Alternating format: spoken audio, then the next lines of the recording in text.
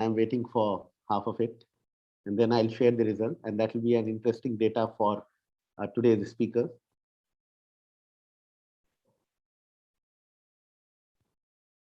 So the question will be up for 30 more seconds, and then I'll be closing this. So those who are yet to participate, I request you to give your views.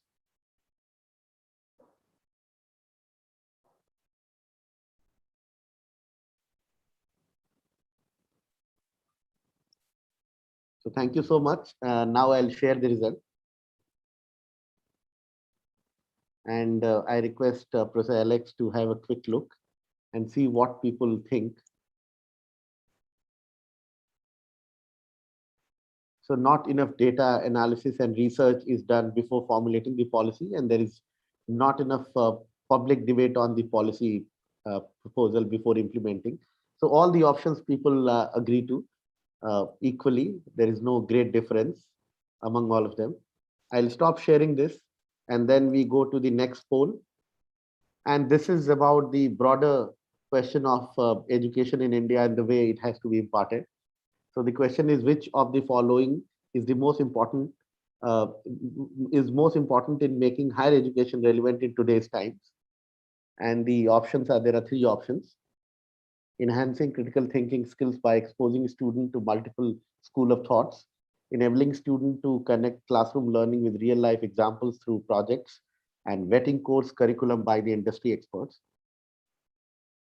So I sincerely request participants to give your views on this. This will be not only helpful to the speaker, but to all of us.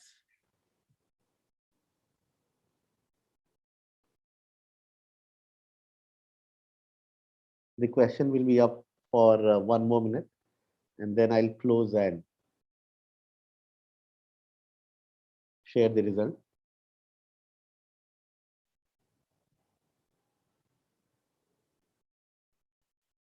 So thank you so much for this quick response. I see most of the people have participated. So 30 more seconds, and then I'll share the result.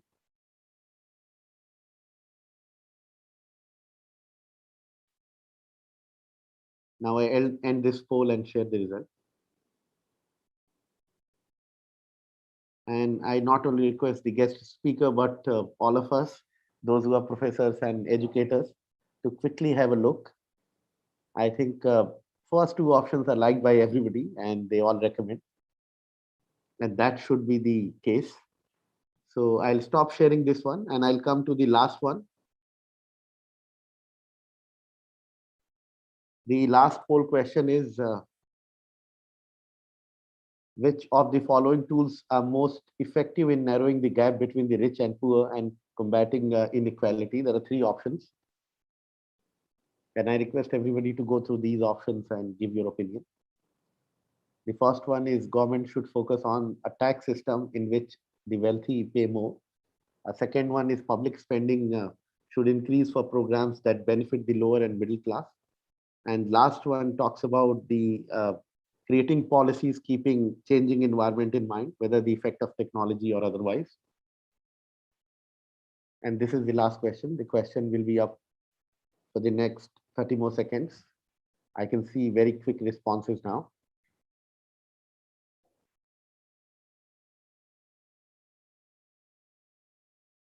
So thank you so much for giving your views to this one.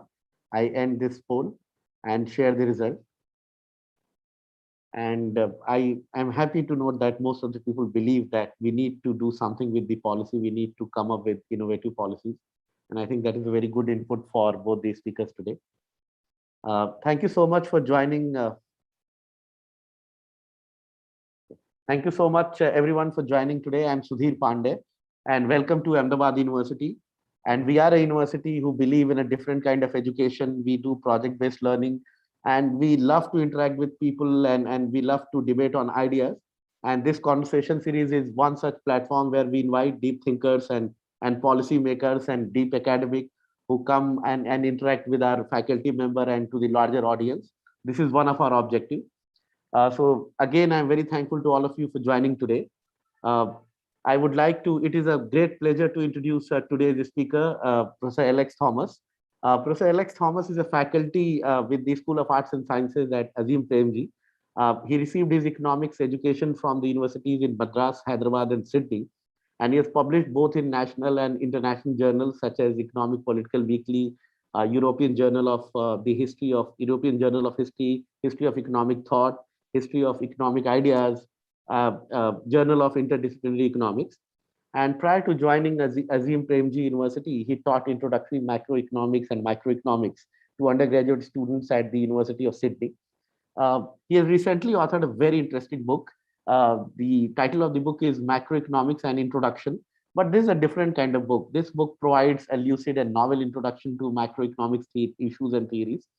And the most important aspect is it introduces the reader to an alternative approach of understanding macroeconomics, which is inspired by theorists like Adam Smith, Karl Marx, Keynes, and these some notable names.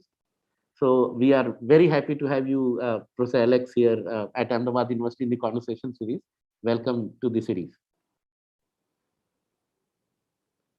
With with Alex, the person who will be in conversation is Professor Amol Agrawal.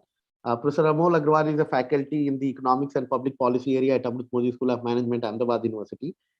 He has about 10 years of work experience, mainly in as a kind of economist in financial market in Mumbai. And we all know he's an avid blogger, and his blog, mostly economics, features among top 100 economics blogs in the world. He contributes regular op-eds to Money Control, Business Standard, and Mint.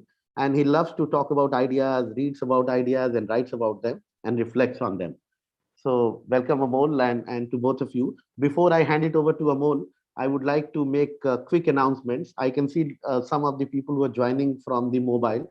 I request you to rename you, because the reason is that while these two people will be in conversation for the next 1 hour, I would request everybody to put your questions in the chat box. And when we know your name, it is easier for us to approach you. So please rename yourself. During the conversation in the next 60 minutes, these two speakers, audio and video will be on, other will be muted. And that's how the format goes. So that's all. And I request Amol to take this forward. Thank you so much. Thank you, Sudhir. A very warm welcome to all of you, and to Alex, dear friend, and somebody who's. So I asked Sudhir to add a line, but he didn't. I'm a fan of Alex's work, and I have obviously taken a lot of inspiration from his work and his writings and so on and so forth. So it's kind of very nice to be into this conversation as a fanboy of Alex and his work. So before we get to the thing. So Alex, you've been writing a lot about the need for pluralism in economics, and pluralism in generally economics education. So can you so does that mean that economics is singular?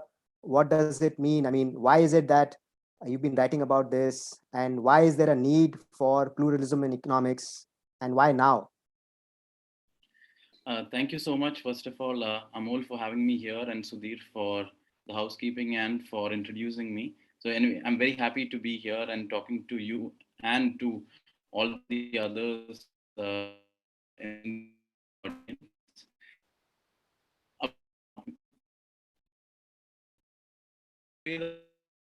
Pluralist in the way we do, because we get ideas from sources and then we employ our daily living or in our work. The other thing is, when it comes to economic discipline, at least since 1870s, and then later with the professionalization of economics happening in 1900s and how universities have gone about, there has been a domination of what is called either neoclassical economics or marginalist economics. And this means that we are introduced to only one way of understanding our economic surroundings. And this I would call a particular kind of monism, as opposed to pluralism, because then students, when it comes to how wages are determined, students are only exposed to one way of understanding how wages are determined. And similarly, when it comes to even methods, when econometrics is popular, people do a particular kind of econometrics and then that is taught, but there are so many other ways of understanding our world. It could be qualitative techniques, it could be ethnography. So I think that when it comes to theory and to methods, because of what is happening in academia largely, that boils down to us somehow teaching just one way of understanding our surroundings. And I believe that it's necessary for especially students to be exposed to multiple standpoints within theory, multiple paradigms, and also within methods, multiple paradigms. Because otherwise, what happens is, as a researcher, we might have already chosen a particular paradigm, whether it's a theory or whether it's a particular approach in method, but then we are not giving the students the full plate or the, the menu that they can actually choose from, because some students might want to synthesize. Some students might choose that, okay, I want to work in this paradigm because this is what explains the reality better to me. So I believe that it's important at the level of education, particularly, that students are exposed to multiple perspectives. And here I'm not just talking about economic theory, I would also include empirics here. And so that students are exposed to textual analysis, students are exposed to qualitative analysis, ethnography, econometrics, and various kinds. Okay. Yeah. So obviously you've spoken about. So can you give us some very a minute explanation of neoclassical and marginal? I mean, you introduced these terms. So can you just give us some idea about that? Yeah. So I'll probably start, maybe talk a little bit about how economics was understood when Smith, Marx, and Ricardo were writing, and when it was called political economy at that time. And there was no, the idea was that there are ethics involved. There are also decisions to be undertaken how the surplus or the GDP as we understand it today have to be divided. And there was no simple formula for any of this, but some kind of collective decision making had to be done. There was also the idea that there's no tendency to full employment of labor. And there is some kind of a conflict between workers and capitalists or between social classes. So this is sometimes called in the literature as methodological holism, where the basic or the fundamental unit of analysis is a class or a group. Fast forward to 1870s in the work of Jevons, Walras, and Menger, there was a challenge to the work of political economists, and methodological holism was replaced by methodological individualism, where the basic unit of analysis is now an individual. And this kind of a conflict sort of is not there, not visible anymore. And in fact, what we teach today is some variant, and I mean, some strong variant of marginalist economics, where when we teach marginal productivity theory of income distribution in microeconomics, the conflict is not very visible. In fact, as I write in my book too, it's a harmonious kind of situation where all participants to production get what they deserve, their marginal contribution. So even the fact that we reason at the margin is a particular kind of a particular viewpoint or a particular standpoint. And it is not necessary that this is the way that everyone reasons. It is not even necessary that this is particularly beneficial. Although the claim that is being made is this is a rational way of thinking, and this is central to marginalist economics. And I'll just make a point about neoclassical economics here. Usually people use marginalist economics and neoclassical economics synonymously. But I'm a bit reluctant to use the word neoclassical economics because it seems to suggest that it is an improvement over classical economics.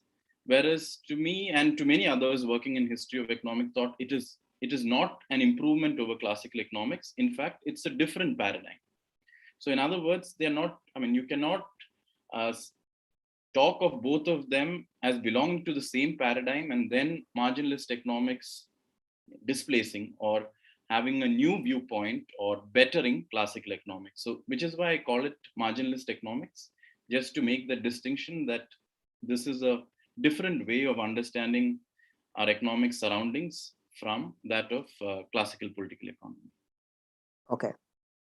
Yeah. So, so obviously there are many schools of thought as we understand in history of economic thought.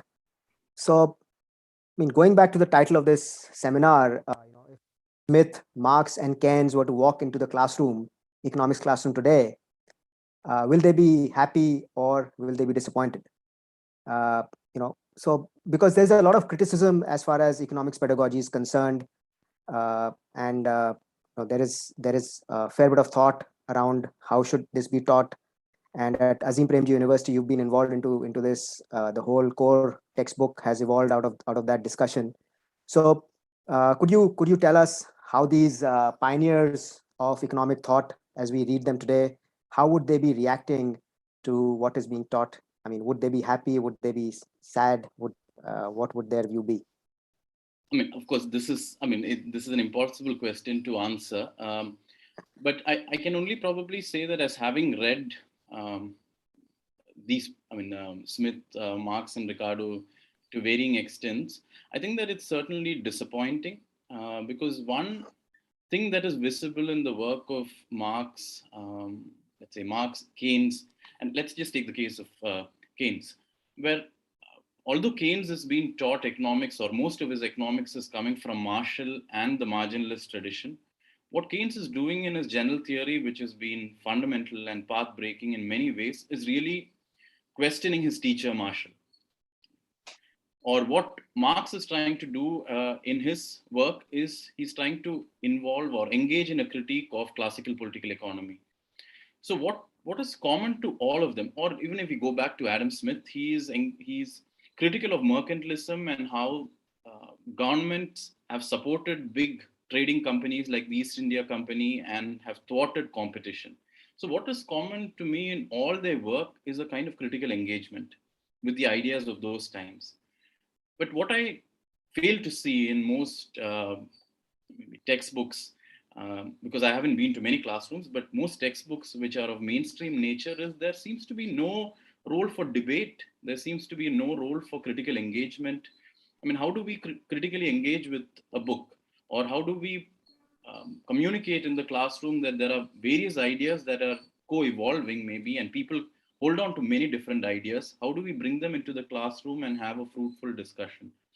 So I feel that one way to do it is, even in a microeconomics classroom, what is the microeconomics that is visible in Marx, and what is the microeconomics that is visible in Marshall, or what is the microeconomics that Joan Robinson wrote about? So how do we bring them together? And here maybe I can even go back and say, in the work of Arthashastra also, there is some understanding of how prices ought to be determined. There is a normative or an ethical consideration with respect to prices. And this is also visible in the work of Thomas Aquinas, a scholastic who wrote about just price. So there are all these, I think, very important considerations or ethical considerations which have somehow gone outside the purview of most economics classrooms. So one is the ethical kind of, how should we arrange a society? That is one kind of question. But the other is, given that there are different paradigms or different perspectives on how to understand economics, how can we bring them into the classroom and have some kind of a debate? Because, and I'll just end by maybe this question by another point, that very often students express this concern that you are talking about perfect competition, but there is no dynamism in this concept. It's a completely static concept where the firms are price takers. I mean, I cannot relate this concept to anything that I'm experiencing in my actual world, on the real world. So how do we make this, how do we make the student be able to critically engage with it? One is to say that this is an abstract entity and we have to maybe talk about imperfect competition. That would be one way. The other way would be to compare this marginalist notion of perfect competition with the idea of free competition that is found in the work of political economists.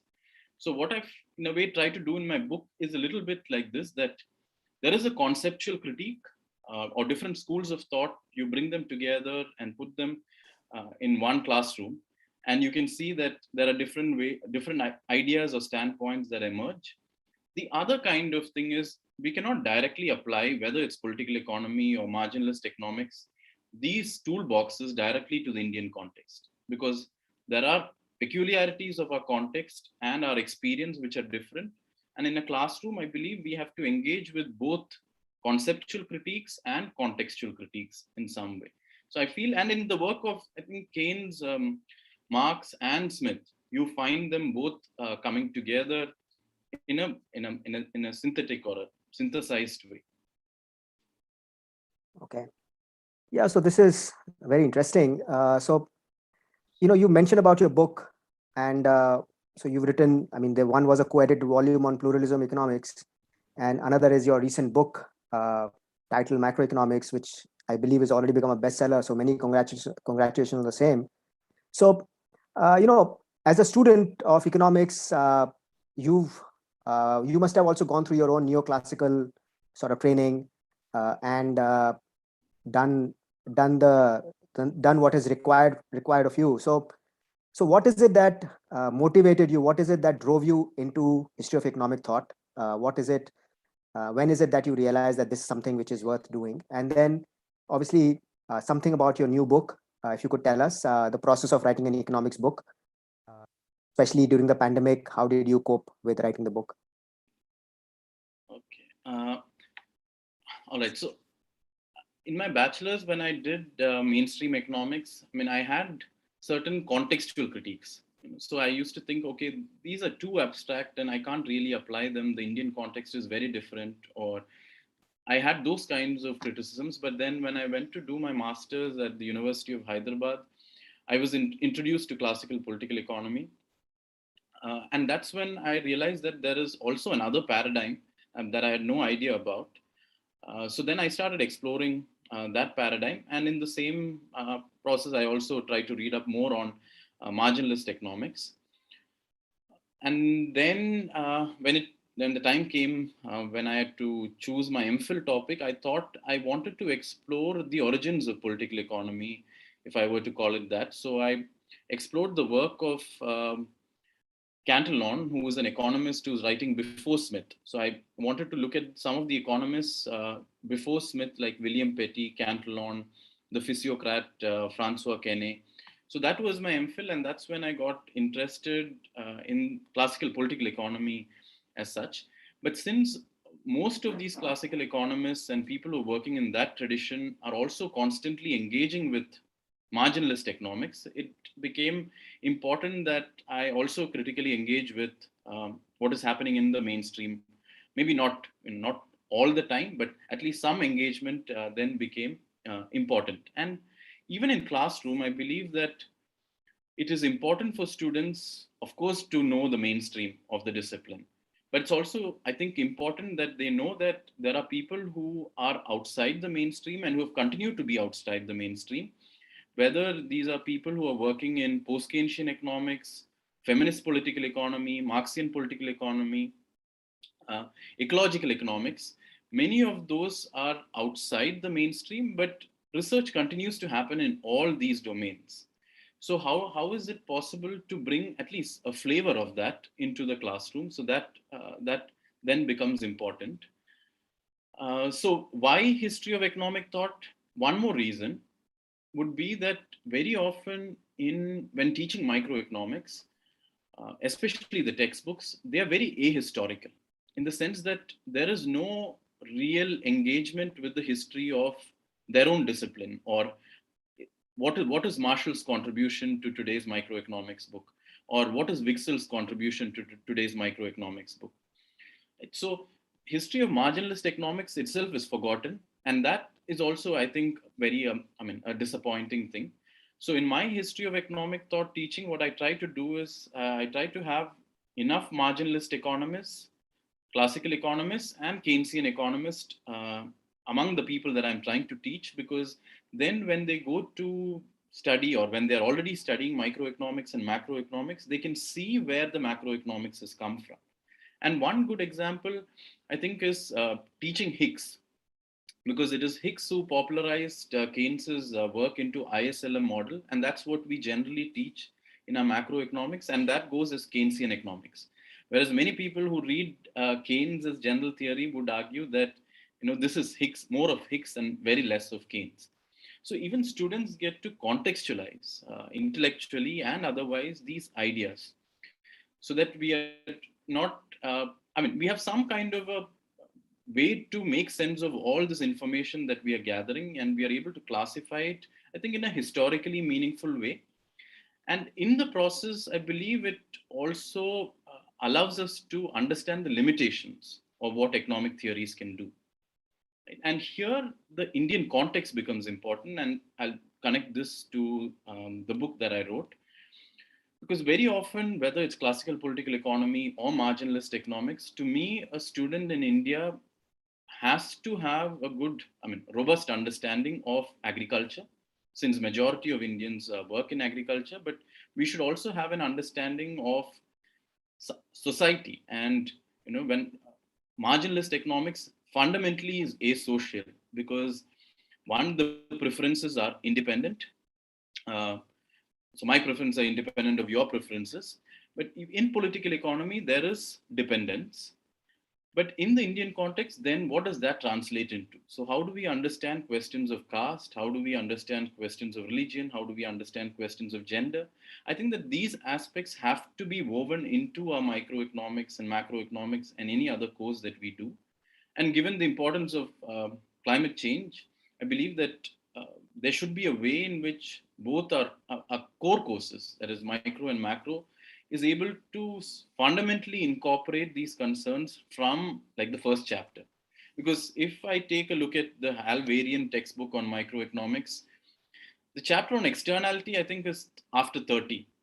Right? It's like it's not an afterthought, but it comes much later because they're simply not able to internalize externality.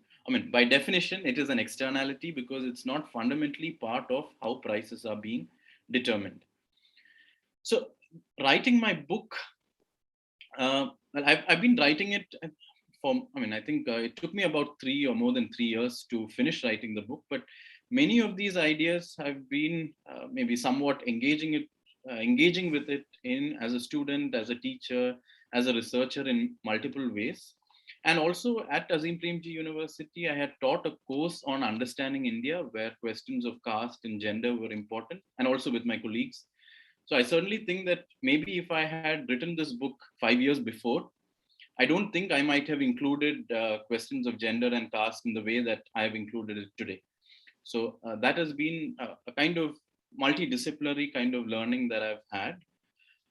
And the purpose of writing this book is, again, to go back to, the question that you had asked me, whether Smith, Marx, or Keynes would be disappointed.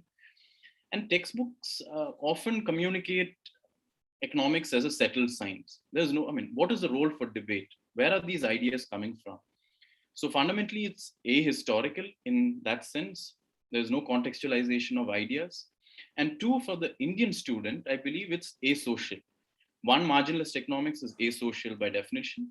But even if you were to incorporate some kind of things, how do we bring in our considerations into the textbook? So that was my motivation, really. I'll just to recap, one motivation being that I wanted students to be exposed to two different paradigms.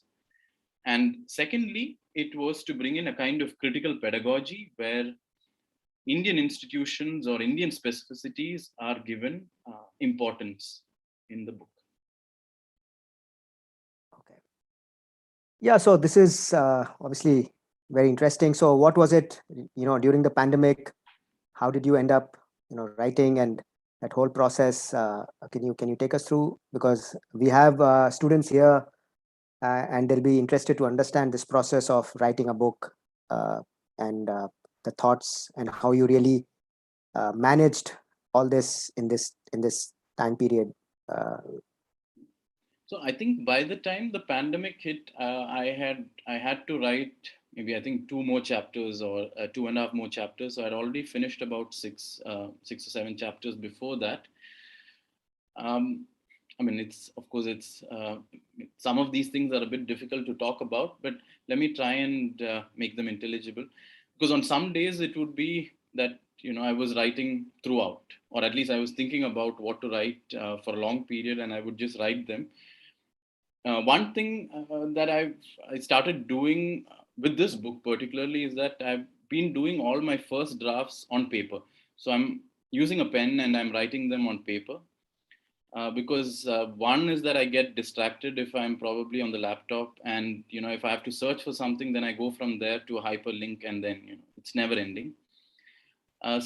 One is to maybe make me more disciplined. So I've been doing them on paper, which I think has also helped me in being more disciplined, and it has just helped me write better, I feel. Then I've also been sharing some of this with some people who have known my work on political economy and classical political economy for a while. So there have been feedback, and there I would think that it's very important to have, and this is for students in particular, I think it's very helpful and important to have a community of people who might be friends, who can read your work and critically comment on it.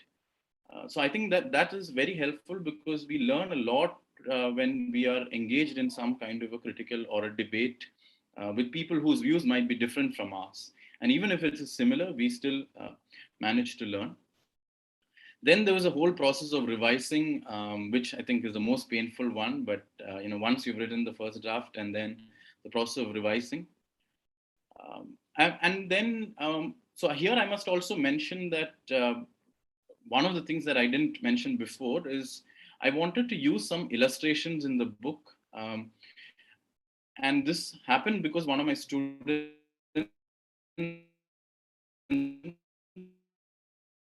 we worked on article, and I thought that she was able to capture what I wanted to say in a different way, better than what I've written in words. So I wanted to also bring in illustrations. So I asked Sahana, who's the illustrator for this book, whether she would be willing to do it. And she was. So then we worked on that together. That was a very interesting process, because I cannot draw. And she was able to really, give, so much of depth to many of these. There are some of these conceptual matters which she was able to illustrate and put them on paper. Right? So I thought that there are visual readers, there are visual learners. How might they be able to engage with, difficult economic concepts, and will they provide some kind of an opening to understanding? And the other thing, I'm not really talking about the process now. I think I'm talking about some of the things that are probably interesting that I find in it. But part of it is also the process. If some of you have read the book, you might have noticed that I've made references to fiction written by Indian authors. And part of the reason was to provide the context, the Indian context. And I believe that people who write fiction are really at the forefront of knowledge.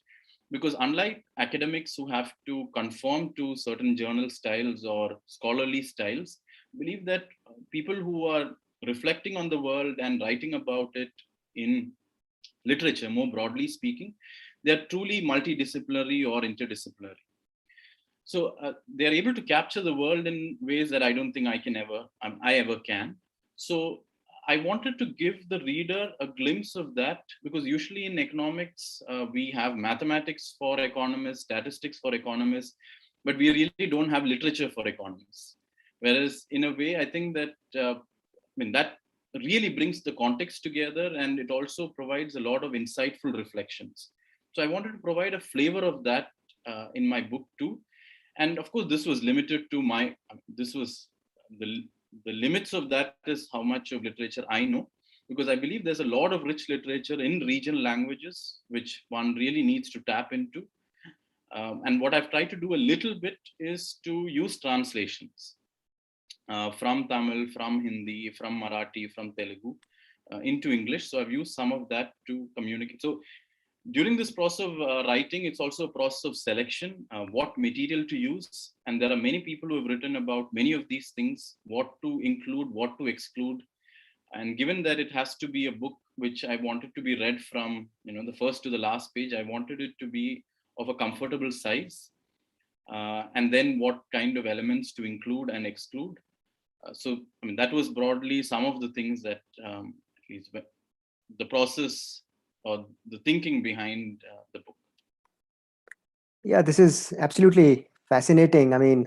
Especially the illustrations. I think we had reached out to Sahana to explain us how she went through the illustrations, because just to show, how do you really show HET in kind of one kind of illustration is beautifully done by Sahana in this book, in this one illustration, going from sketching all these thoughts and also the ideas and so on and so forth. So very interesting, Alex, that you've taken us through this journey. So, assuming this takes us to this question, that assuming your book was kind of written before the 2008 crisis, and it was kind of read.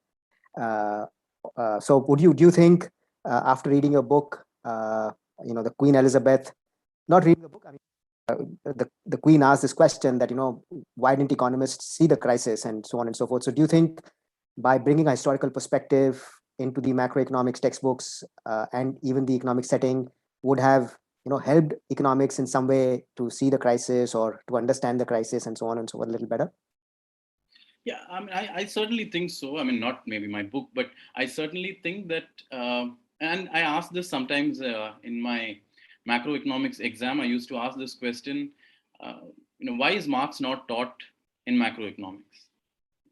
Now, Marx has a theory of crisis, and people after him, Keynes has maybe a theory of cycles, Kalitsky has a theory of cycles, Minsky has some theory of financial instability. So there are people in the Marxian and in the Keynesian, post-Keynesian tradition who have written about instability, who have written about the potential to have a crisis or the possibility of crisis much more than the mainstream of the profession, which have focused on stability or has focused on a tendency to full employment.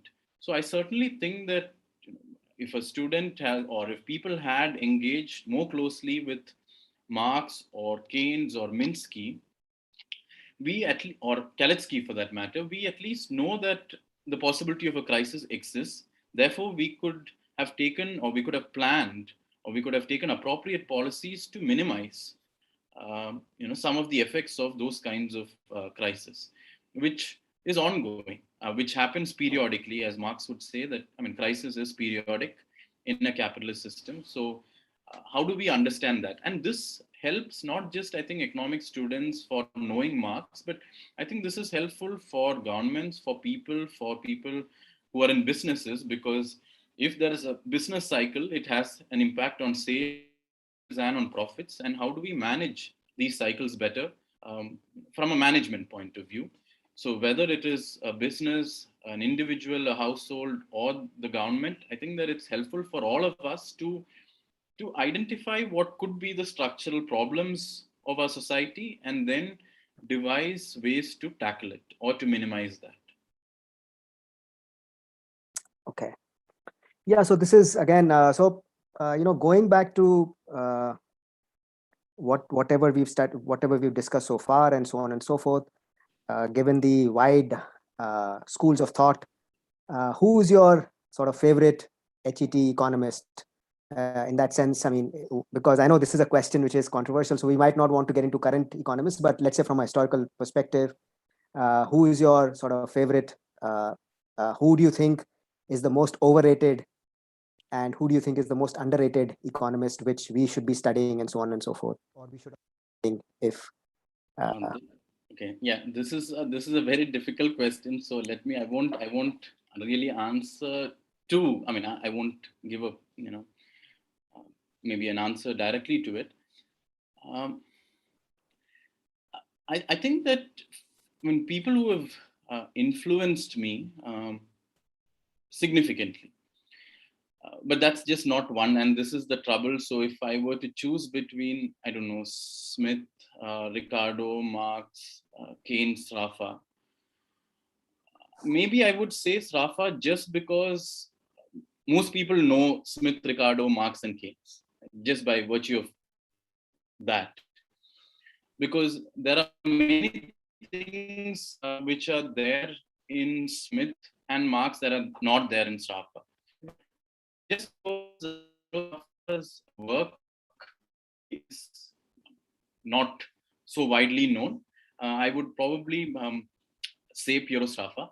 Now, the two things I like about his contributions, one is the work that he did, or the editing work and the painful editing work that he did to put together Ricardo's works and correspondence in one place with the collaboration of Morris Daub.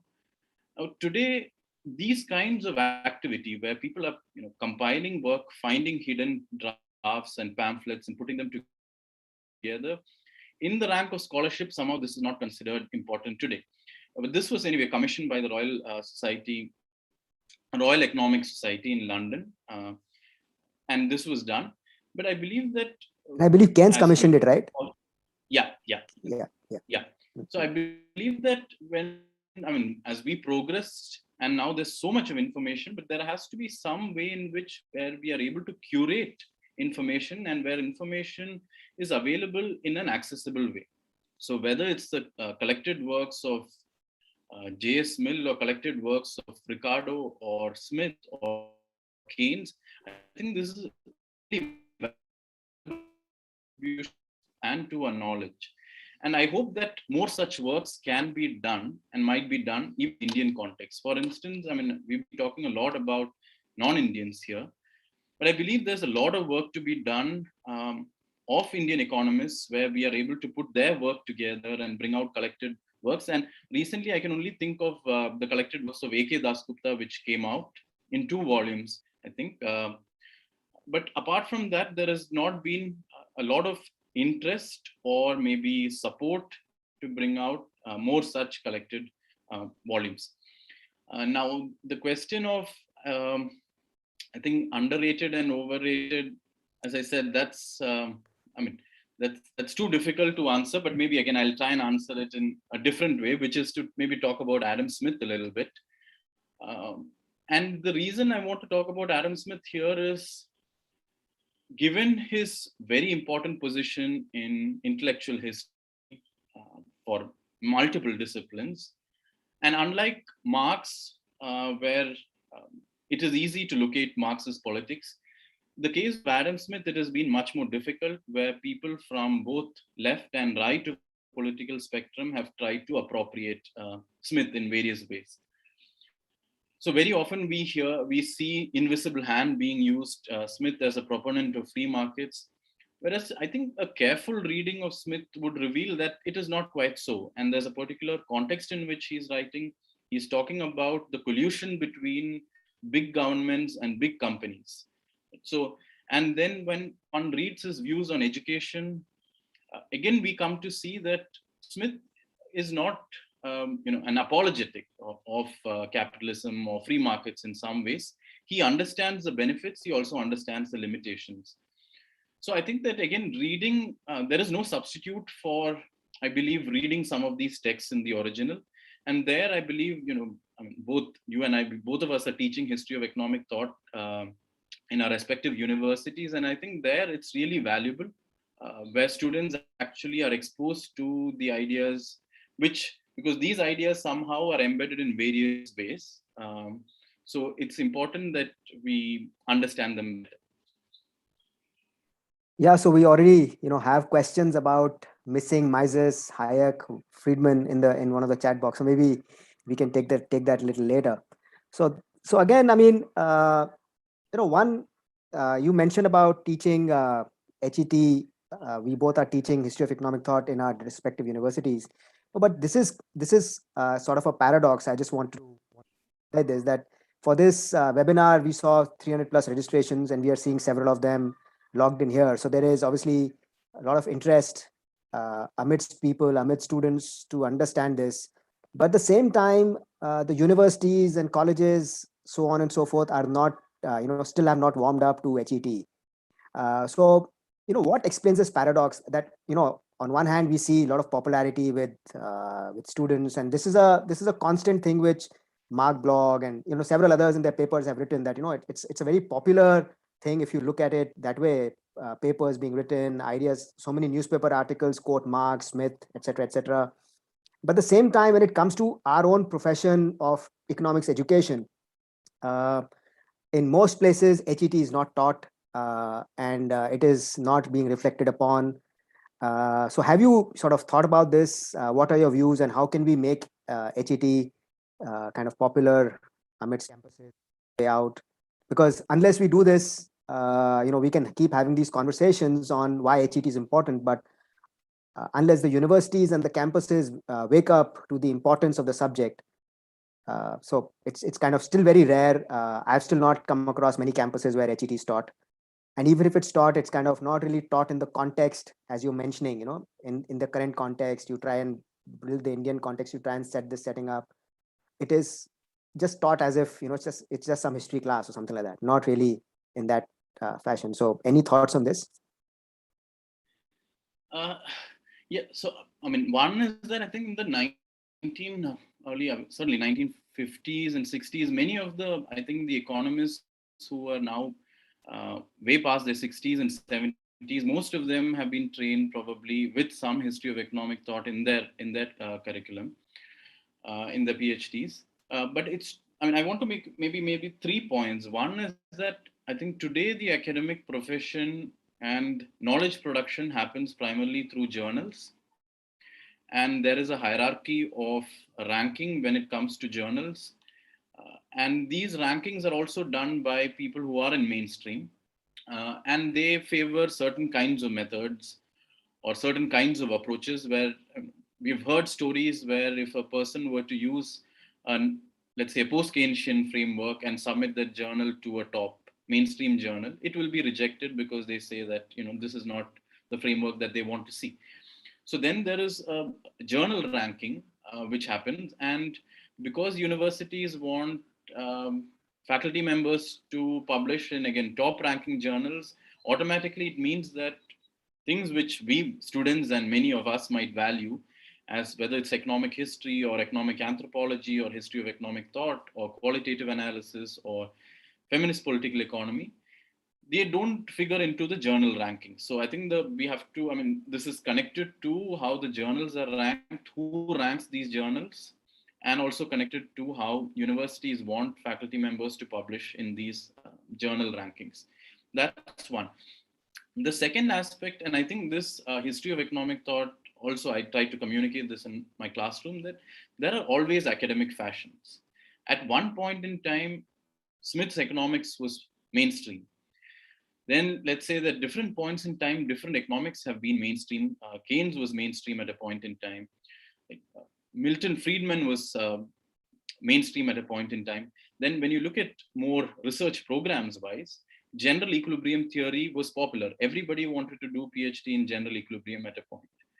Later, we have seen that everyone wanted to work on game theory at a point, behavioral economics, RCTs. Right? So it keeps changing depending, it's like academic fashions. So academic fashions keep on happening. And I think history of economic thought provides a vantage point also to understand these kinds of changes that are happening within the discipline, so that we are not completely driven. We're not beholden to what just happens today, and we don't have the larger context or we don't understand the larger context in which these fashions are changing, so that students can take a much more informed decision as to what is it that they want to study further, or which paradigm do they want to use, or which method do they want to use. So, and the third is, we speak about creativity in education, we speak about critical thinking, but in a way, what we seem to be promoting inadvertently maybe is a certain kind of standardization. Right? So we want everyone to do the same kind of things, and this too, I feel it is a kind of influence of the way in which our academic institutions are set up, how scholarly activity is thought about, and also the ranking system. Because what this then does is the questions that we pose are determined by what is already published in the top ranking journals. So what is the role for asking fresh questions? How do we ask fresh questions? Some of these questions might not be answered. Some of these questions might not have relevant data sets. Some of these questions might require living in a village for 1 year. So there are just, I think that we have to see the role of history of economic thought in this larger kind of what is happening to the profession at large, what is happening to knowledge production at large, and understand our roles as teachers here, and students also are within this larger domain. And I think universities are also constrained by these larger forces. So I believe that only way to make sense of it is to think of it in this larger social context. Now, for what can we do about history of economic thought? I think one thing that probably can be done, for instance, there is a European Society of History of Economic Thought, there's an Australian society, there's a Japanese society, there's a North American society, Latin American society. One is that if there is a sufficient mass of people who are actively teaching history of economic thought, researching in history of economic thought, one can think of a society like that where people can have regular meetings, conferences where we share what we teach in the classroom or what we are researching on or what we are thinking about. At least that's some kind of, I mean, it's probably not completely within the mainstream, but it's at least an informal way to engage with these important ideas. Okay. Yeah. So, one last question from my end is that we have, fair bit of students logged in to hear you. So, what would your and some of them I've just seen that they've been studying history of economic thought, and maybe there are others who are not studying HET. So, what would your kind of message be? I mean, how do we for these students? How should they really look forward to if they are interested in building a career in HET? And even if, though we can answer that later, but maybe some books, you've already mentioned about original texts we should be reading, but other than that, some other sort of things you could recommend. Yeah. So I think one, I mean, at the top of my head, the two places that students can look at for resources would be the European Society of History of Economic Thought. They have a website. I mean, they have annual conferences, but they also have a list of resources. Similarly, the North American Society, which is called the History of Economic Society, they also have a list of resources, teaching material, research that happens, and some notifications. That could be the first stop if one is interested. They also list various universities in the world where you can do a PhD in economics or PhD in economics in history of economic thought. So that's one. But I believe the other thing that maybe at least some of us members of the faculty could do is to have more books in the library which students can then use. And I mean, I think it's also important that I point out that not all learning can happen in the classroom. And here I think that it's important that students form groups, clubs, reading clubs where you go to the library, pick up a book, read, debate. So I feel a lot of learning really happens outside the classroom, in the corridors, in the hostels, now maybe over Zoom as well. But I think that it's really valuable to keep an open mind, critically engage. And one thing is, I feel that especially textbooks, I think that all textbooks, including my own, needs to be critically interrogated and evaluated. There is no reason to think that the textbook, is the ultimate truth. So one has, because if you look at textbooks, these are written by people. These are written by different economists who have varying persuasions, and they are writing it. So there is no reason to think that there is something ultimately special about it. It is a place where we can learn things in a systematic way. But if we come across something that we feel is not right, make a note of it. Maybe it could be a logical problem. It could be a problem with the nature of the assumption. It could be some other mathematics that you think makes sense, or it could be another data point that you have, or it could be in your own experience that might just vary with anything that is in the book. So I think it's important to acknowledge that and document it and use that to engage with whatever material that you're reading. Okay. Sudhir, I think, Yes. Alex, I think we'll now move on to questions from the chat box. So thank you so much. We'll come back later with my sets of questions if I have any. Over to you, Sudhir. Yeah, thank you Do so we have? much. And this was really interesting. And how do I know? Because I can see a lot of questions. So the chat box is still full. So I would like to call Professor Indra Hirve first for her comment and question. Ma'am, if you can unmute your camera and audio, that will be nice. Okay. Thank you so much. Yeah. So, the discussion was really very interesting. And there was a kind of movement towards search for realistic macroeconomics when you move from Adam Smith to Marshall, and then particularly after Marshall, Keynes and post-Keynesian economists have always tried to move over that. Now, the latest development that's taking place is in terms of expanding the purview of macroeconomics and changing or questioning the definition of macroeconomics.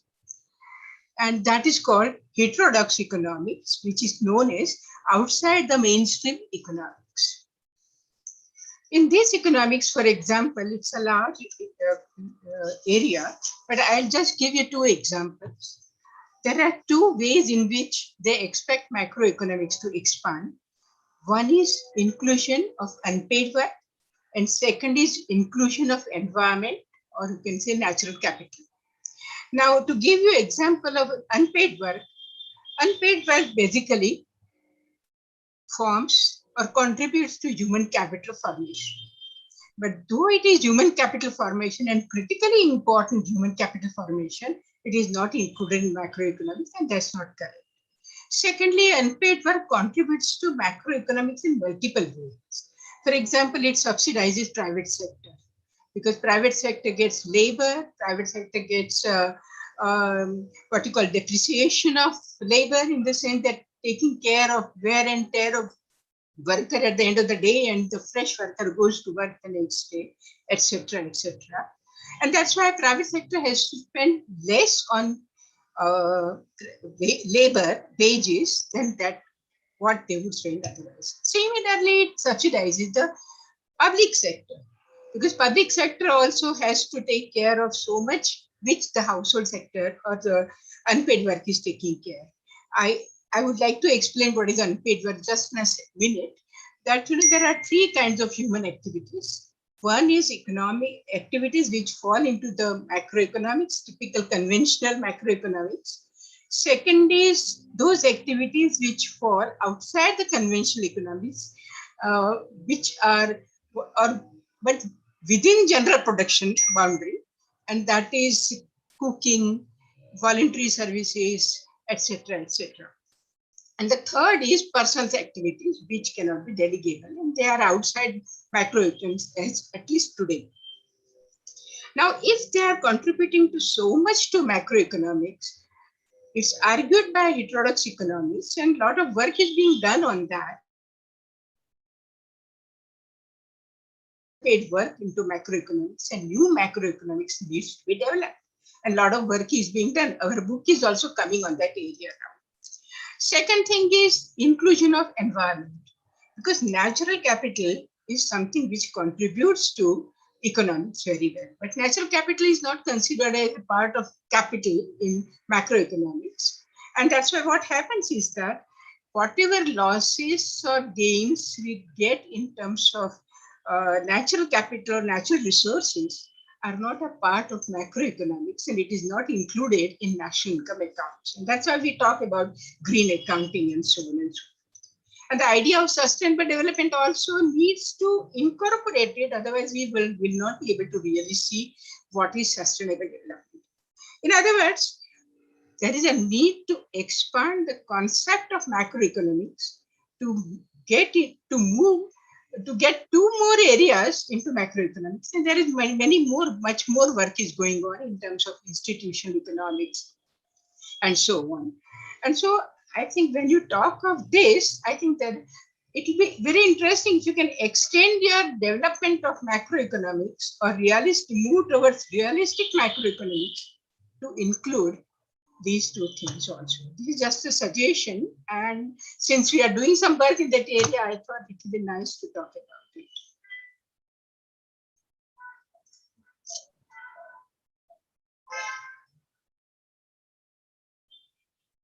Professor Alex, there was we lost you for a second. If you have a comment or something. Yeah.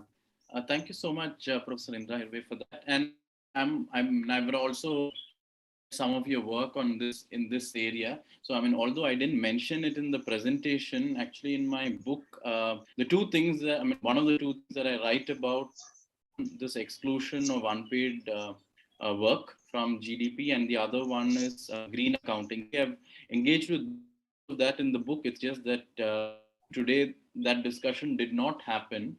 And I feel that is the alternative macroeconomics, I call it alternative, but it's a longer tradition going all the way, or the social reproduction literature also, which talks about how workers are able to reproduce their labor because of the importance of the essential care done, especially by women.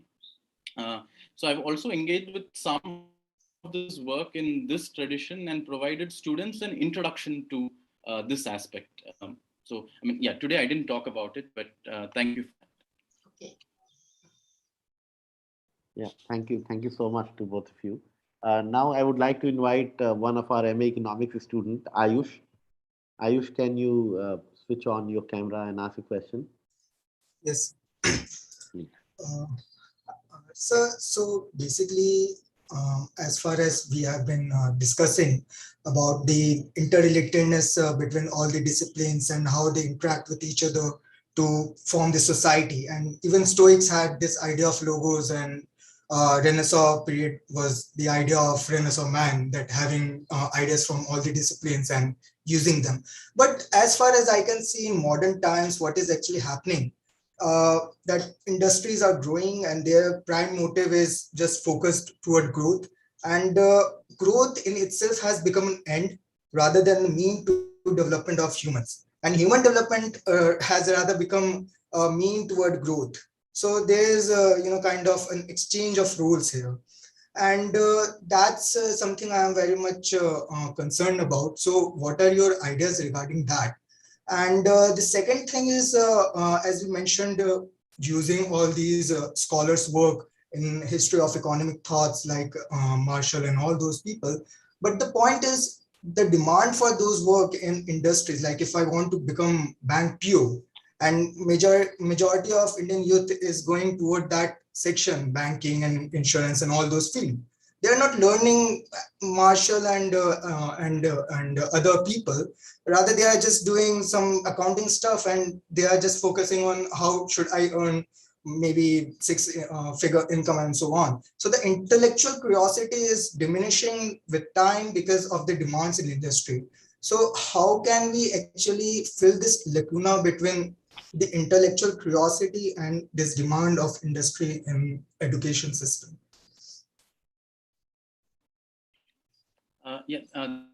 Thank you, Ayush, for that. Okay. So the first question about growth and development, if we actually look at, I mean, if we read the work of, let's say, Adam Smith, it's very clear that what he has in his work is an account or a theory of both growth and development. And here, I mean, so growth would be a kind of quantitative increase in goods and services that are produced every year. But development is not about that. Right? And for Smith, especially in his work on the theory of moral sentiments, it's important to talk about self-respect. Right? So we could talk about multiple things, but there are these social sentiments and social values we easily reduce to any kind of quantitative magnitude. Right? You can have some kind of a proxy for it, but ultimately these are fundamentally social in nature. So let me just give a kind of example.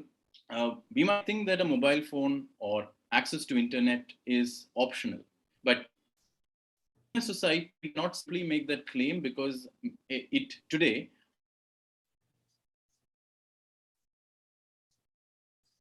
we mean that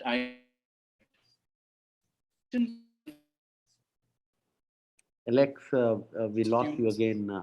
Development okay, sorry. Yeah, you can come back now. Yeah, now it is okay. Okay.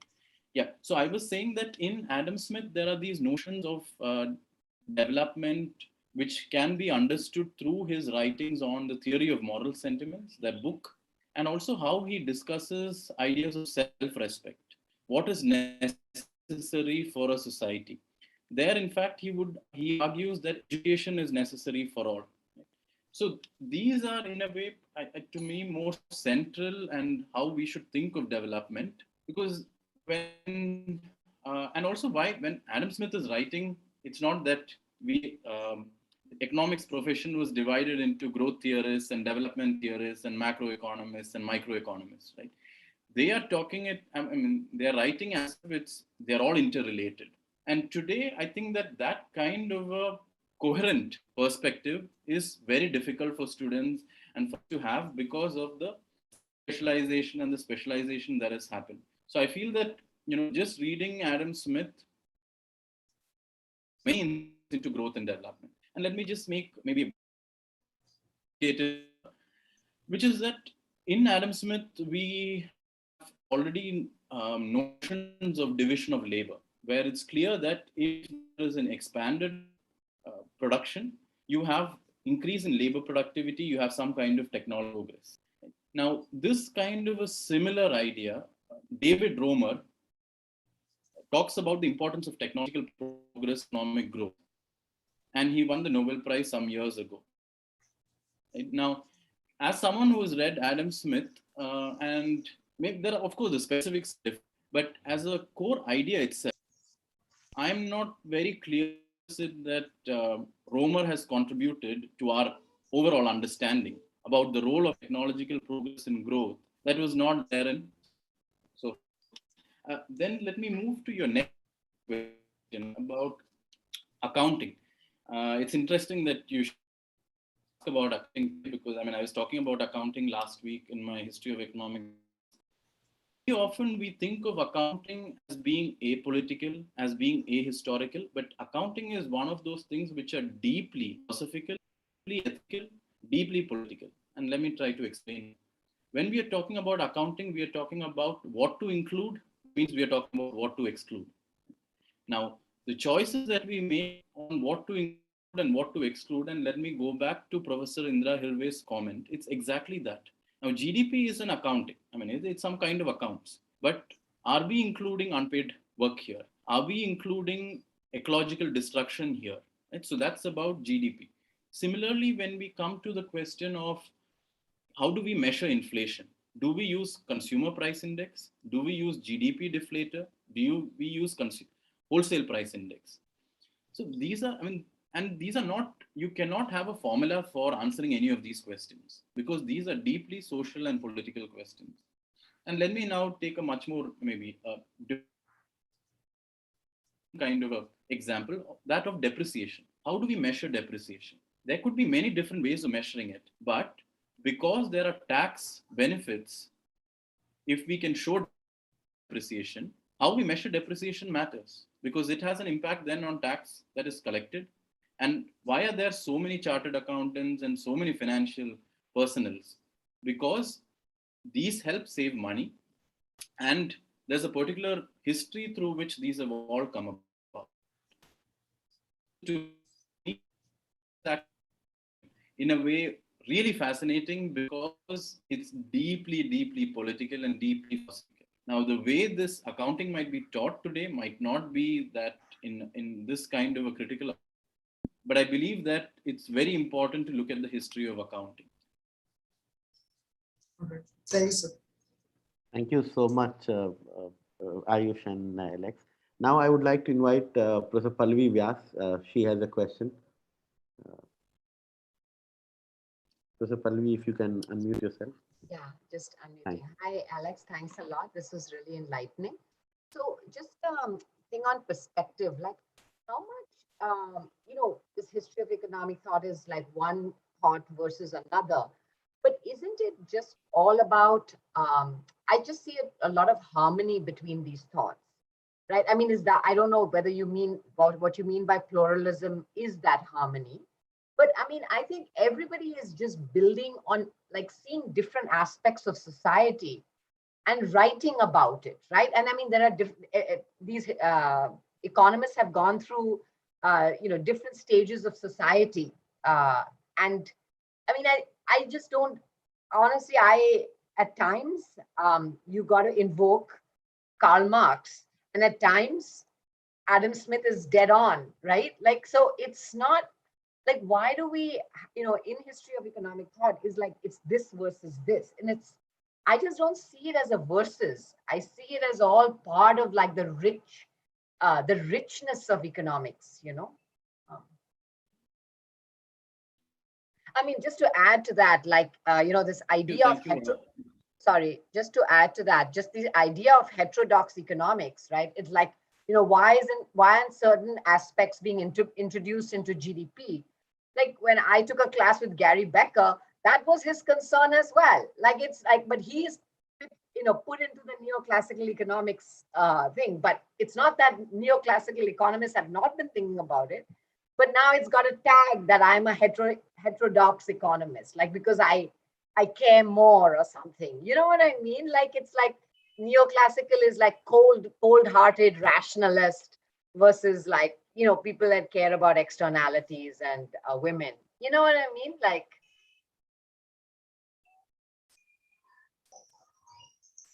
Can I? Okay. Thanks. Okay. Thanks, Pallavi. And no, I will respond to this. Okay. But Sudhir, am I? Yeah, there is some feeble connection. Sometimes we lose you. Otherwise, it is all right now. So you can. Yeah. Okay. Can I ask one question? Okay. Professor Indra Hirve also has a So there's question, so I think that will come after this. But I mean, there is no time just now to elaborate on what is heterodox economics. But let me say that it is not just GDP. GDP is a small part of macroeconomics. Macroeconomics is a much wider concept. And when we say heterodox economics, it's a question of how the economy performs, how the economy functions in a wider sphere. That's all. Thank you, ma'am. Okay, Alex, you can take it. So history of economic thought can be done in multiple ways. There are people who will see, Ricardo as an advance over Smith, Marx as an advance over Ricardo, Marshall as an advance over, so it's like a linear progression. So, if you read Samuelson, you will get everything that is good in all the thinkers before him. That's one particular view. Now, I don't endorse this view. But people can use this kind of a teaching method in history of economics, and some people do it. Because the reason is, and let me just give maybe a couple of examples for that. What is there in Marshall is a use of marginalist principles, which is effectively absent in the work of political economists. Then marginalist economists use methodological individualism, whereas in political economy, you find methodological holism. And there is a conflict between social classes, whereas there is harmony of a particular kind in marginalist economics. So, and even supply and demand. Although in Smith and Ricardo, there is supply and demand, but they are not symmetrical in the same way as we would read them in a Mankiw or someone else. So there are, to me, there are two different paradigms. Now, Samuelson, I remember Samuelson in one of his papers wrote that he sees their work as being, some kind of an inferior version of mainstream economics. So that is Samuelson interpretation, where people have tried to find that how can we fit in these old thinkers into our paradigm, and that's one way to do it. But let me just come to the other point that you made about considerations of welfare or considerations about gender or ecology. Now, I don't believe that, at least my own view is not to think that marginalist economists are bad people, right? Absolutely not. Because in history of economic thought, when I teach them, it is very clear that people like Walras, now Walras had socialist concerns, and he developed the marginalist general equilibrium theory in a particular way. But understand the limitations of what they're doing. Similarly, Marshall understands the scope of what he's doing. So marginalist thinkers and their contributions, they've been influenced by certain ideas, and they're doing that. And so that's one part of it. And the other part, maybe this is a provocative point, and maybe I just use it to provoke people here. If Pallavi has been provocative, I can take that opportunity to be also provocative. Somebody like Amartya Sen's work, his capabilities approach, to me, that is essentially marginalist in nature. It's fundamentally neoclassical in nature. Right? He has tried to expand the welfare considerations within neoclassical economics by bringing in various considerations. So it is possible to operate within marginalist economics and arrive at political conclusions which might be very similar to heterodox economics. But I think that if you start from heterodox economics, you cannot arrive at certain policy conclusions that you can arrive at from mainstream economics. Okay, thank you so much for this. Now I would like to ask Vrushti. She has a question. Vrushti, if you can come on camera and ask a question. Yeah. First of all, good evening, sir. Your point regarding literature and economics really hit home because I recently wrote a paper for one of my professors. Like it was based on the interaction of literature and economics, and there was a podcast episode on the same. So yeah, I mean, that was really interesting point that it helps to contextualize stuff. My question is about a lot of classical economists, they came from different backgrounds. They were philosophers or lawyers, or they weren't economists, and economics as a subject evolved much later. So would you think that academically speaking, introducing that multidisciplinarity in our curriculum would be like helpful to deepen the understanding that we have of the subject and the society, or like does history of economic thought is enough to cover that base? Okay, thanks, Vrishti, for that question. Okay, now I think the answer will vary depending on who you ask this question to. But in today's context, I mean, this is my personal view, right? So you don't have to agree with it or at all. I think that there is a value in doing some kind of a disciplinary study, because at least getting a good sense of the core aspects of economics discipline. What does it try to do? What can it explain? What are the methods that it uses? Once that, I mean, along with that, if we are able to have a course on, let's say, literature, or a course on pure mathematics, a course on anthropology, a course on statistical theory, I think that is very valuable. But I don't think, I mean, I would think that it's important, or maybe one can think of maybe the first year having, we sample different kind of courses and then we get into it.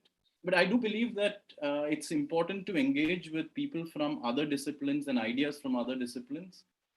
And personally speaking, I have learned a lot from taking courses in the history department and in the philosophy department, especially the discussions in philosophy of science when I was a master's student, because those were questions that I've never thought about in an economics classroom at that time. Like, what constitutes a scientific explanation? What is the paradigm? What does it mean to have a revolution in the scientific progress? What does scientific progress mean? What is a thought experiment? And there are different theories for all of this. So it was quite startling for me at that time. But I think that it has made me appreciate economics and what economists are trying to do a bit more. But it has also made me appreciate the limitations of what we can actually do. And in that sense, I think it has made me more humble about what economists can do or ought to do. Yeah, Thank you. so much. Thank you, Vrushti, and thank you so much. So Alex, I've been students to build their own Bloomsbury group in the or an apostles or something like that. So we've kind of seen that all these guys had multidisciplinary teams, whether it was Keynes, whether it was. So I've been encouraging, and Vrishti is doing this HET class with me. So it's kind of, I've been encouraging them to build these interdisciplinary groups within the university to kind of do this. No, I think that's really great. And because as I said before, I think there's only so much we can teach them in the classroom by textbooks or by other things. And I believe a lot of learning and the learning that carries on forward, I think a lot of it happens, what they take away from the classroom and then they discuss outside. So, I mean, I think that's great. Yeah, thanks. Related to that, one of our students who was our student, now she graduated, Asha, has a question or comment. Asha, would you like to? Yes, can you hear me? Yes, we can. Thank you. No, I don't have a question. No, I'd just like to comment that what I feel would be particularly useful for students, especially if they are not studying in a university that gives them like a good flavor of each school of thought or anything, is to contrast contrast readings on a particular subject. So for example, if you're like looking at behavioral economics, if you can read a little bit of Taylor and a little bit of Jigarenza, or if you are looking at like a little bit of Abhijit Banerjee and Esther Duflo and a little bit of Angus Deaton too, that would be quite useful, because at the end of the day, even like nobody can be 100% objective.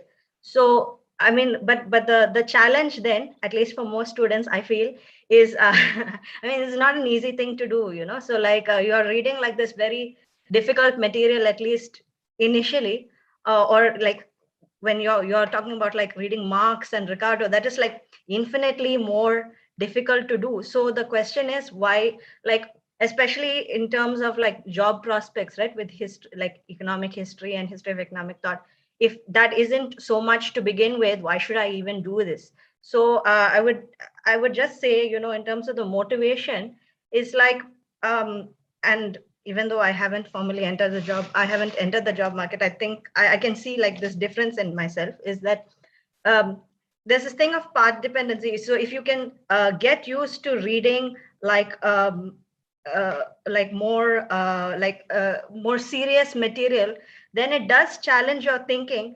And then what I found quite useful after that is also to say, okay, X said this and Y said this now, and then you sit and write like, now what do I think? And that really improves, one's own critical thinking skills.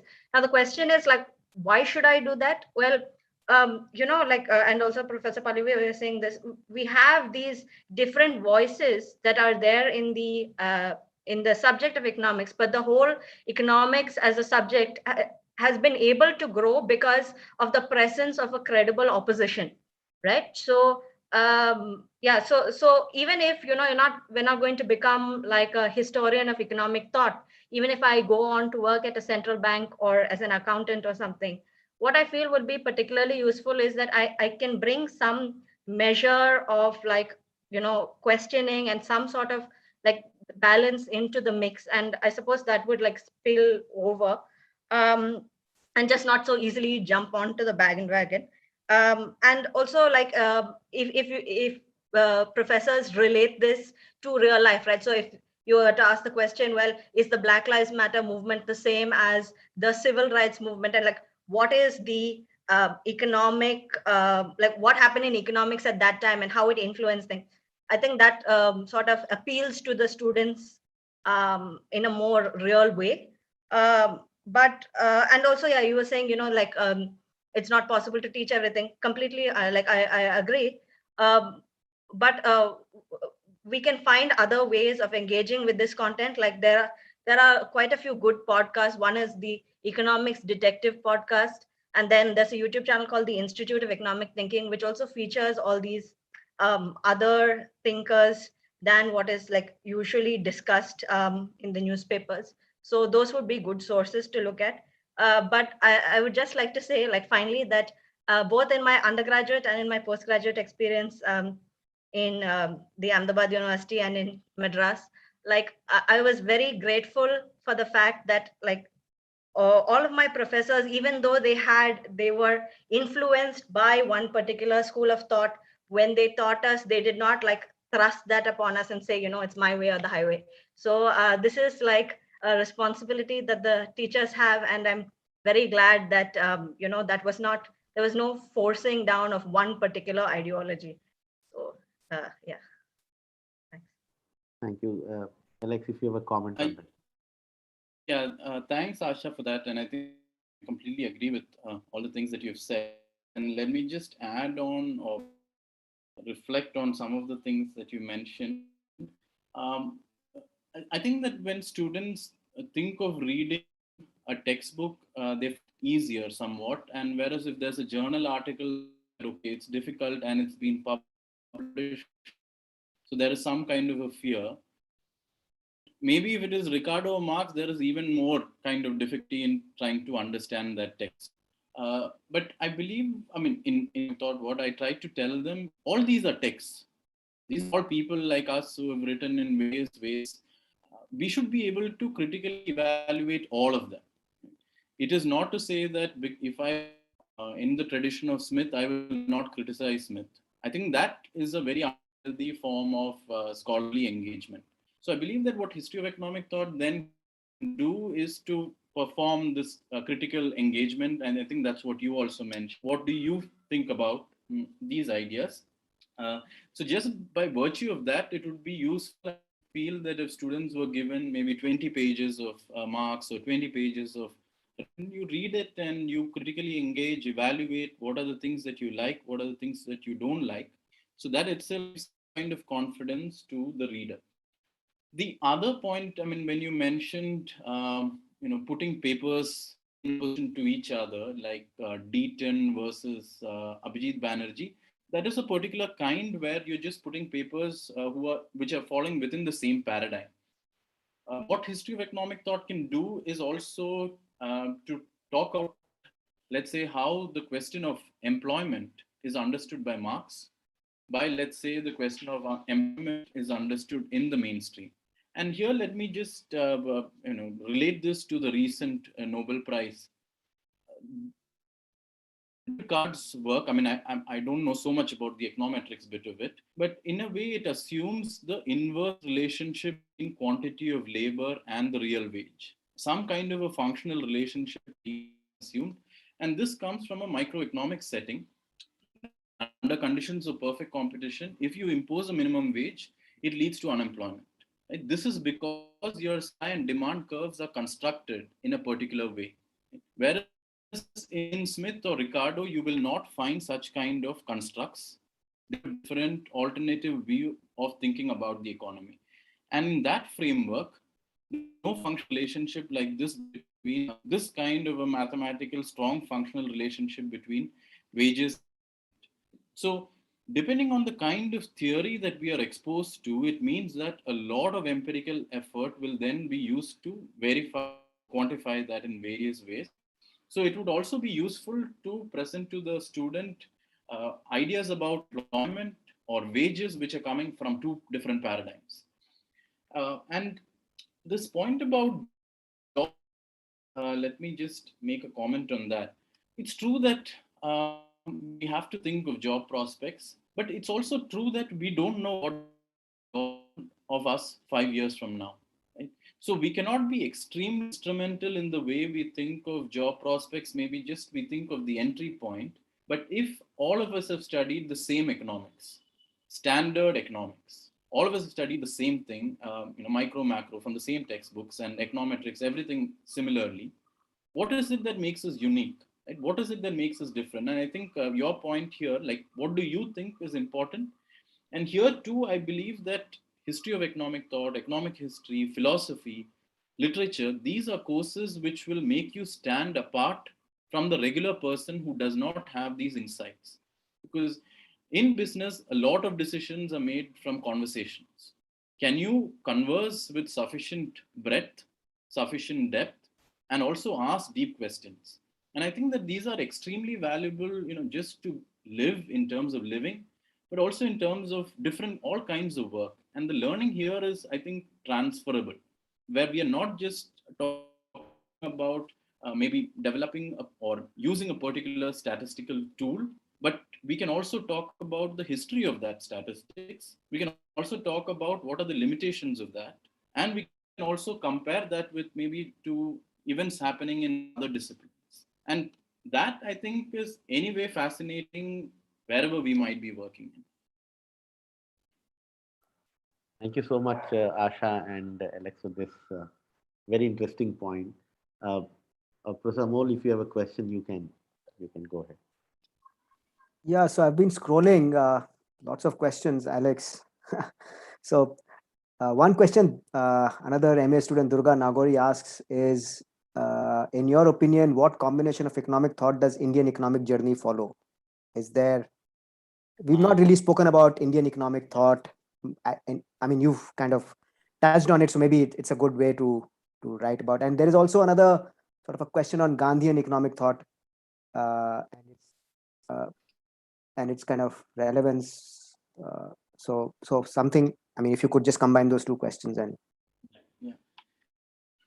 No, so this, I think that this is a good question because there has not been, I don't think, enough scholarly engagement with Indian economic thought. And I think this is still a research area that is waiting to be explored. Right? So if we look at, let's say, the work of, I mean, Arthashastra is way old back. Let's fast forward a little bit, maybe somebody like Sukhamoy Chakravarti or somebody like K.N. Raj. Now, K.N. Raj, for instance, since I've read his work a little bit more closely than others, he was instrumental in the first 5-year plan. He's also written about employment. He's written about the Kerala economy. And there is a kind of, I mean, he understands the context. Now, these are people who are completely rooted to the Indian context in a way. So in K. Raj, you find a critique of the Lewis notion, Lewis who uses the marginal product of labor idea, where he's talking about unlimited supplies of labor. And to K. Raj, this does not just operate like that. Right? It's not like people are machines where if wages higher in one place, we can all leave our families and go. Because there are social constraints, familial constraints. There is a particular way in which our families and societies are structured. And in other words, there are not just economic incentives. There are non-economic incentives. And how do we understand it? And the question of employment has to be understood in a larger historical sense. So this is K.N. Raj now. How can we situate him within a particular context? I think that would be difficult. And since you asked the question about Gandhian economic thought, again, it is difficult because Gandhi himself is not, I mean, an economist by training, but Kumarappa has tried to extend some of those ideas. And certainly, I think that it might be useful to talk about it in a classroom. And since I have not engaged with it so much, I can't say more about it. But there's this book called A History of Indian Economic Thought. And it's one of those, I mean, few books which has been written on Indian economic thought published by Routledge. And what is surprising there, and the same author has written about Gandhi's economic thought. What is surprising there to me is that there is no mention of Ambedkar either in the index or in the chapters. And it's surprising because Ambedkar did a PhD in economics from Columbia University, and he did a second PhD in economics from the London School of Economics, and both in economics. One in monetary economics, one in center-state financial relations. Now, again, going back to the question of inclusion and exclusion, how to answer that question, but suffice it to say that there is a lot of Indian economists who have contributed internationally, nationally to our economy, but still, I mean, how many Indian economists do we study in a classroom? How many Indian economists do we find mentioned in our microeconomics, in our macroeconomics books? And why is that? And so I think that there might be people we mention who are currently popular, but I'm talking about the people in the past. So what is our own attitude to our own history of our discipline which has taken place in India? And I feel that there is a lot of work left to be done here.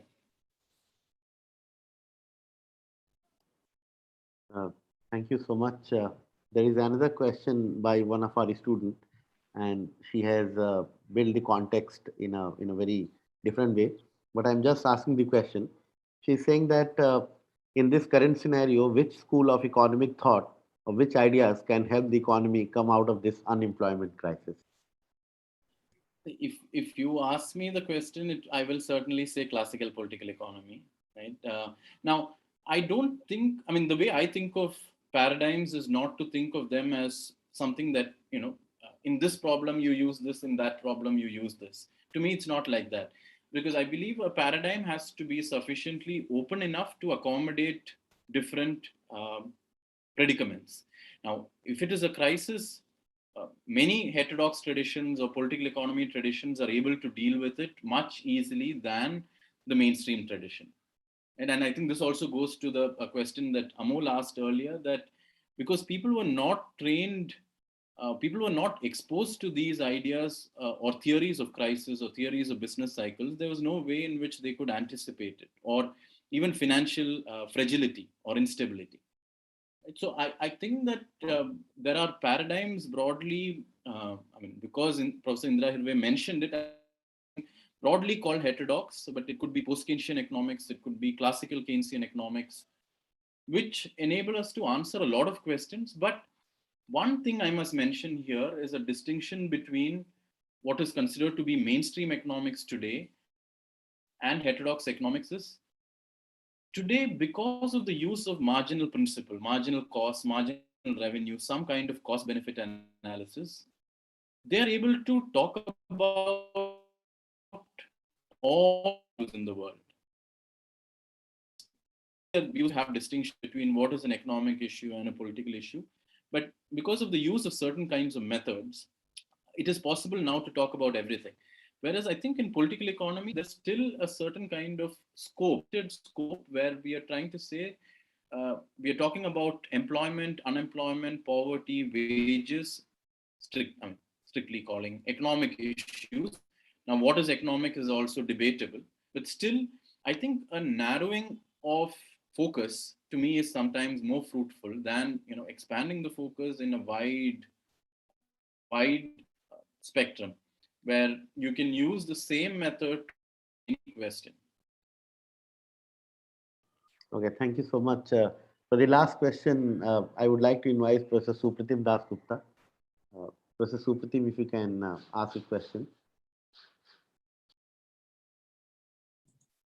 Yes, just hold on.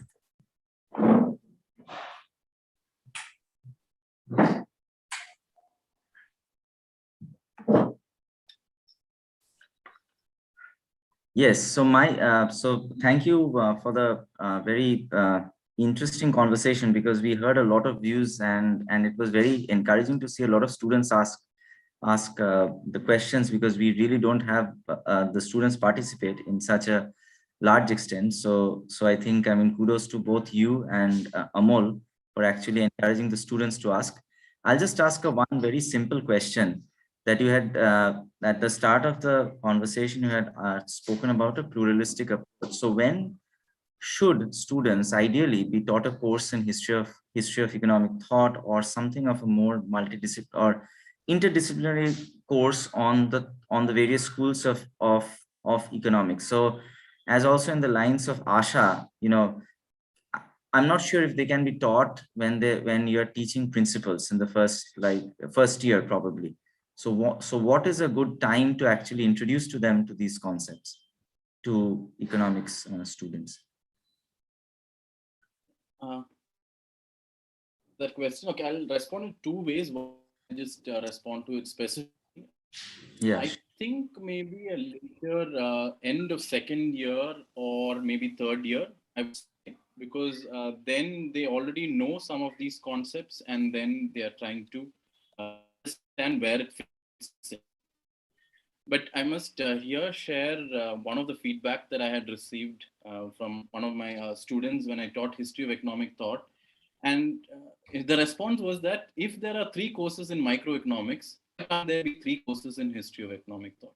Now, I must say, although I've engaged with history of economic thought for a long time, I was quite stumped and I was surprised by this feedback. I thought about it a little bit more, because in a way, microeconomics is teaching us to think in a particular way. Macro is teaching us to think in a particular way. Maths is training us to think in a particular way, stats in a particular way. Similarly, history of economic thought to think in a particular way. So with that kind of a context, I think that it is certainly, and I think in Brazil, any other parts, there are 2 or 3 history of economic thought courses. So it is possible, in terms of imagining an ideal curriculum, to think of courses where there is micro, macro, history of economic thought, maybe economic history, stats, maths, all at the foundational level, and then you go on intermediate, advanced, or elective stages. That's an ideal situation, but in the non-ideal setup, I would say maybe second year or early third. And you had spoken about the issue of externalities, that in like micro, we learn about we teach about externalities in a principles course, but but it's already too late because students, they're exposed to a certain way of thinking, and then you suddenly throw in the concept of externalities. So like in that context, like, I mean, shall you advise to probably not teach to not teach externalities then, and probably introduce it when you're teaching a thought course, I mean, history of economic thought in the second year or third year? I mean, that I don't know. That I think depends on how I think the micro would be structured. But for instance, if we were to go by the political economy route, like people like maybe even Francois Keynes before Adam Smith, they would say that land and labor are both important. Of course, they're coming from an agricultural context, but in a strange way, we are going back to that kind of a view where, I mean, what is central to us is people and ecology, I mean, nature in a particular way. So how can we actually bring them to the fore and start talking about both of them from the first class? Yeah, that's the ideal situation. But anyway, yeah, thank you very much. We have already taken your time more than 5:30 p.m. So I ask Amol if there is any other question that Amol would like to take, and then. Yeah, so there is If a you- last question, just to continue with the HET asked by another student, Chorit Dey. He's mentioning names of Indian academicians like Amiya Kumar Dasgupta, Babatosh Datta, Amlan Datta, etc., who have written about Indian economic thought extensively. Do you think their writings hold no relevance at all, because we find no mention of Indian academicians, those who contributed to the discipline of economic thought? So any thoughts on this? Yeah, I mean, of the names that you mentioned, A.K. Dasgupta's work and Babatosh Datta's work, I have some knowledge of. No, it's true that, I mean, these are some of the very few people at that time who wrote about these issues. And I mean, A.K. Dasgupta's work has some, I mean, one can disagree with certain aspects, but both Babatosh Kumar, A.K. Dasgupta, they are not writing in a, I mean, they're not primarily historians of economic thought, right? So they are writing about a various settings, and then they're writing about it. Today, I think history of economic thought, in terms of scholarship, in terms of methods, it's much more richer, and there are much more with what one can do with it. That it's important that we take stock of what Babatosh Datta and A.K. Dasgupta and others have written, but we also use modern methods or modern ways of history of economic thought methodology to study some of the texts and some of the ideas. Okay. So I have got another question. Maybe this is the last, really the last one, which is again, taking us back to how we started at Alex, which is like, this student Bhavya Patodi is writing that one of her professors talked about Ibn Khaldun and how his ideas from the 14th century were similar to Adam Smith's. So when she's saying that when I started reading about this, I found, to be very similar. So what are your thoughts about Smith? I mean, is there any connections we've come across, or how do you see this? Yeah. So Ibn Khaldun's work I have not closely read, so I can't really say, but just from my secondary readings, see, as I said, that there is a tendency for us sometimes to look for go back to the past and see things that we have some connected today, right? Trying to find precursors for everything. Right. Now, in some ways, this is probably valuable, but in some case, we might be missing the point. In a way, because what Samuelson really said, Smith and Ricardo have spoken about demand and supply, so they are an inferior version of supply and demand curves, marginalism. Now, this is a problematic interpretation because both of them are coming from completely different standpoints, completely different paradigms. So similarly, again, it depends on who has translated Ibn Khaldun and how is the translation being done. What are the ways in which, I mean, is there a theoretical kind of framework there, or is he talking in a different sense? Because again, Smith is writing in a different context. But if there are similarities, that needs to be explored. But again, we should not get into the trap of always finding precursors to say that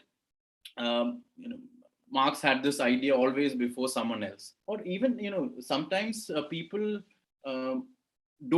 people who might follow Marx, they don't read anybody before Marx. And that's a problem too, right? Because not everything that is written before Marx or anything good that is written before Marx is there in Marx.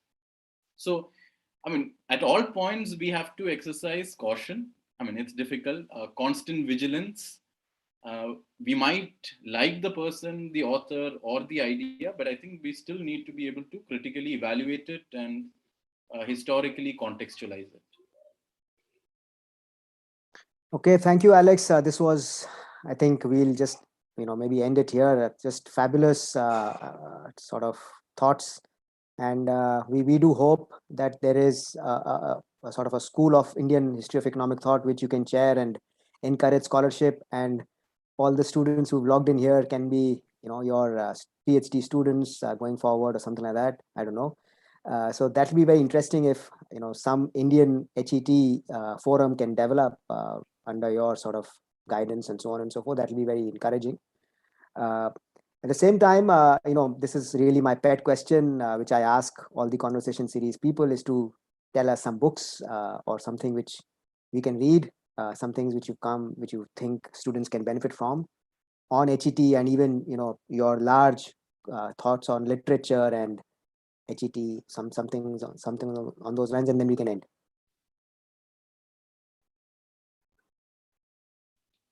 Okay. This is, I'm a bit averse to recommending books, I must say, unless it is the classics.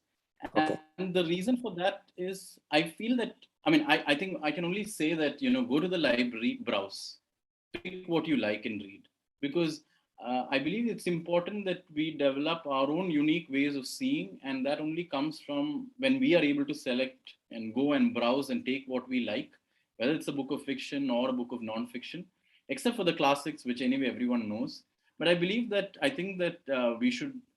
This is the only advice that I can give to a student, is really to go to the library, and therefore our library should be well stocked with diverse collections.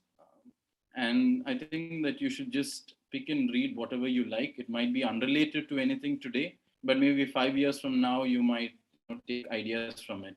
And it's only then it also acts against a kind of standardization, I believe. So sorry, Amol, that I haven't. I know that I'm a bad student because I haven't responded to many of your questions. No, not at all. In fact, this itself is an advice, asking students to go to library, which we struggle all the time. So we hope that some students take your advice and go to the library. That itself is a valuable advice. I hope our chief librarian was here. He would be very happy to hear what you're saying. So so thank you so much, Alex. This is wonderful, and we do hope to engage in future on this topic, and try and take the HET issues forward. Over to you, Sudhir. Thank you so much, Professor Moon. We are grateful to Professor Alex and such a fabulous conversation. And what I liked really is the kind of question that the student asked. That also gives us some sort of insight that what do they think about these economic subject and history and classic and all. And that was truly encouraging to see them and to have that kind of perspective in us. It was only possible because of your conversation, the topic that you have, and the way Professor Amol asked questions and based on your response. And you're also very generous. You answered every question in quite detail, and we took extra half an hour, but generously you attended all the questions. So we are thankful to you. And we are thankful to all those people, the students and other faculty members and people joining from outside to attend this conversation on Saturday evening. So we are grateful to each one of you. So thanks again. Take care, and see you in the next conversation series. Happy Diwali to all of you in advance. Yeah, same. Happy Diwali to everyone. Thank you so much. Thank you so much, Sudhir. Thank you so much, Amol, and everyone else who participated. I also had a great time. Thank you. Thanks.